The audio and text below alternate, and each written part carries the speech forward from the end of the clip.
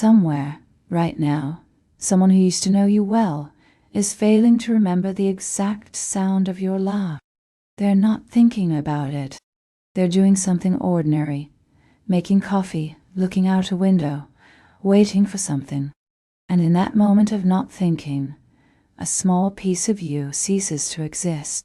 Not you exactly. The version of you they were keeping. The one shaped like you, but made entirely out of them. That version doesn't get a funeral. There's no moment of loss anyone notices. It just thins out quietly, the way a photograph left in sunlight doesn't go all at once. It goes by degrees. And here's what I find genuinely difficult to sit with. This has been happening your entire life. Right now, while you're listening to this, the you that existed in your childhood best friend's memory is probably already mostly gone. The you your first teacher remembered.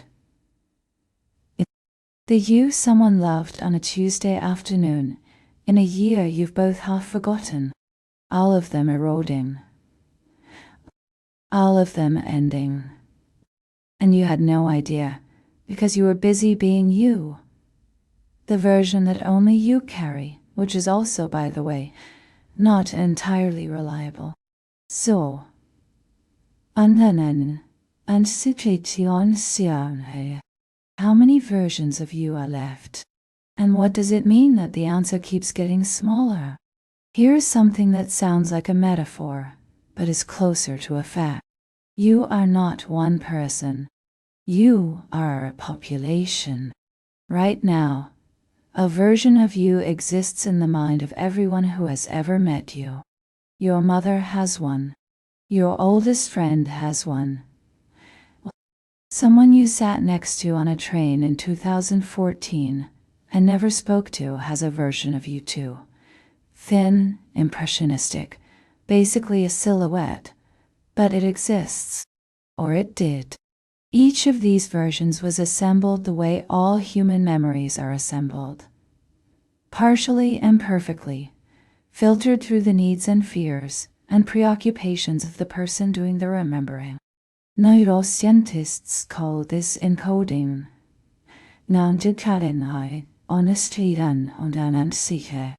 What gets encoded isn't you. It's an interpretation of you, compressed and distorted by the particular lens of someone else's nervous system, and then stored. Badly. Human memory doesn't work like a recording. It works like a story that gets retold.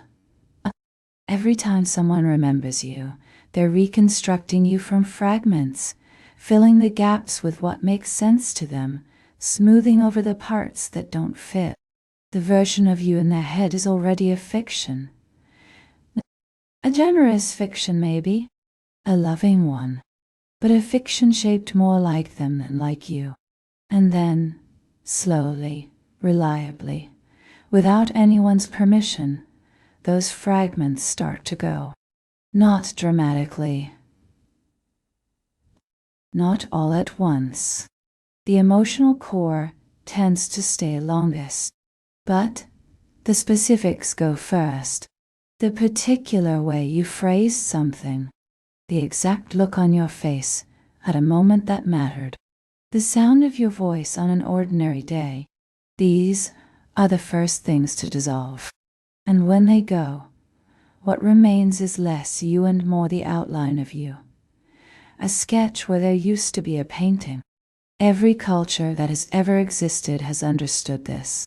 Not in neurological terms, obviously, but in the bone-level sense that being forgotten is a kind of death, and that this second death is in some ways worse than the first.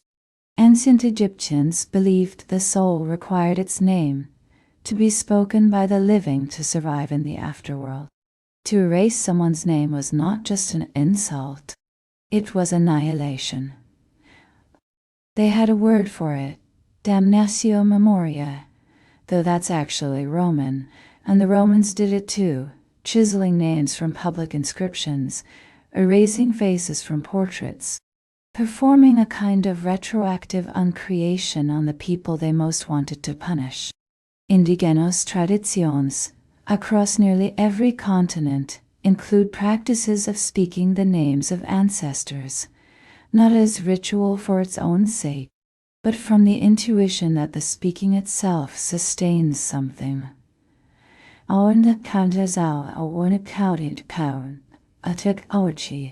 That the dead persist as long as the living hold them.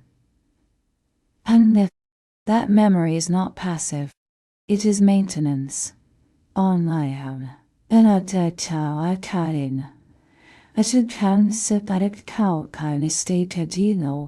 The Jewish concept of Yizkor,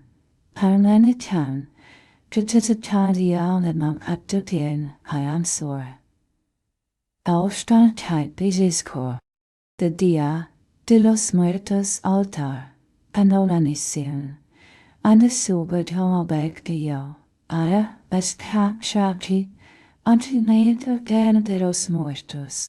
The Chinese practice of chiming, the Norse belief that to be remembered in saga was to live beyond the body. These are not coincidences. These are the same discovery made independently, over and over, across 10,000 years of human culture, reaching the same uncomfortable conclusion, that there is a version of a person that lives in other people, and that version can die. The remarkable thing is that we arrived at this, not through philosophy or science, but through instinct. We felt it first. We built the rituals around the feeling, which means the feeling came from somewhere older than language, older than culture, older than anything we can trace. Something in the architecture of being human generates this dread, and maybe we should take that seriously. There's a particular quality of vertigo that comes from thinking about this carefully. You have no access to the versions of you that exist in other minds. None. None. You cannot audit them. You cannot correct them. You cannot even know how many there are. Somewhere, a version of you exists in the memory of someone you made laugh once, at a party you barely remember. That version of you is doing very well, bright, funny, warm. It might be the best version of you that will ever exist anywhere, and you will never know it. Somewhere, a version of you exists in the memory of someone you hurt without realizing it. That version is small and thoughtless and carries none of your context, none of your reasons, none of the person you were trying to be. That version is also real. It also counts, and you can't reach it either. You are, in this sense, radically out of control of your own existence. The you that matters, the you that other people actually experience and carry and slowly lose, is assembled somewhere you cannot go, by processes you cannot influence, inside minds you cannot read. You are an event that happened to other people, and events don't get to supervise their own interpretation. What you do have is the version you carry yourself, the first-person account, the continuous narrative of being you, stitched together each morning when you wake up and remember, more or less, who you were yesterday. But here's the part that should stay with you. Your version has the same problem as all the others. It's reconstructed, filtered,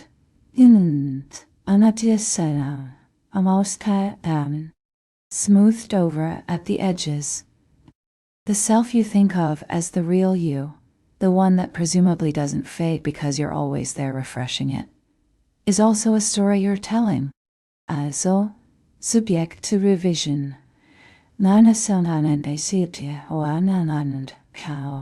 Also, occasionally wrong about what actually happened. The you that only you carry is not more accurate. It's just more continuous. And continuity it turns out, is not the same thing as truth. So here is where we actually are. You are a distributed phenomenon. You exist partially in yourself, and partially in everyone who has ever known you, in quantities you cannot measure, in forms you cannot access, eroding at rates you cannot slow.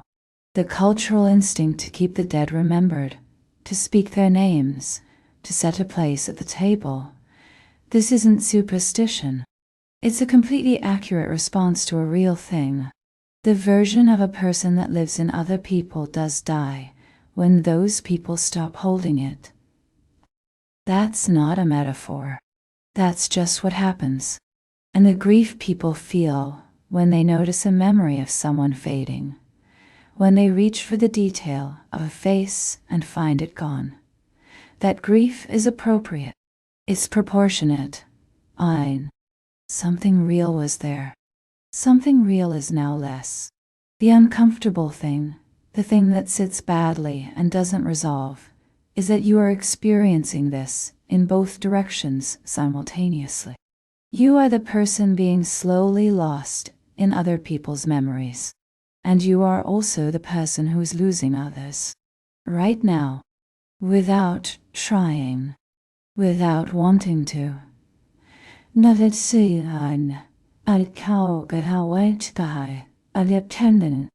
The face of someone who mattered to you is already less precise than it was 5 years ago.